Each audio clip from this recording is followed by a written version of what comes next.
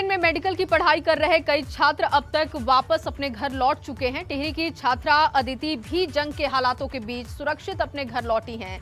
अदिति की घर वापसी से उनके परिवार में खुशी का माहौल है। और आपको बताएं कि अदिति के पहुंचने के बाद टिहरी के 14 अन्य लोगों के परिजन भी वापसी की उम्मीदें लगाए बैठे हुए हैं। अदिति वाया रोमानिया दिल्ली पहुंची हैं। छात्रा अदिति ने अपनी वापसी पर भारत सरकार का आभार जताया।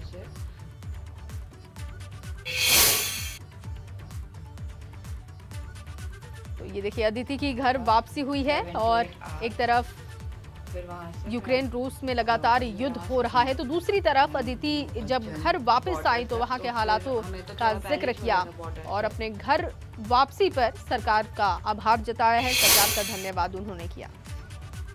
24 को अटैक हुआ तो शाम तक हमें नोटिस आ गया था कि अपना बैग पैक कर लीजिए बिकॉज तुम्हें कभी भी इवैक्यूएट करा सकते हैं।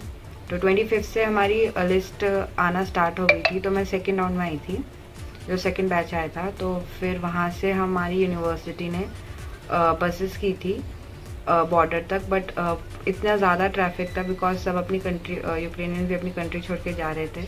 तो वहाँ से हम अराउंड 8 किलोमीटर्स पैदल चल के बॉर्डर पे आए। वहाँ हमने थोड़ा वेट किया, वहाँ इंडियन एम्बेसी ने अपनी बस भेजी।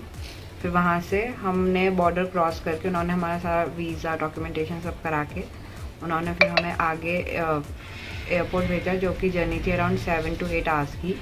फिर वहाँ से हम दिल्ली एयरपोर्ट आए। हमारी बिटिया सकुशल इधर पहुँच गई, हमें उसमें बहुत खुशी हो रही है और हम सरकार का बहुत बहुत धन्यवाद देना चाहते हैं कि हमारे बच्चों को उन्होंने सकुशल अपने घर पहुँचा दिया। और हम सरकार से ये प्रार्थना करते हैं कि जितने भी बच्चे वहाँ पहुँचे हैं हमारे इंडियन सारे सकुशल घर पहुँचे।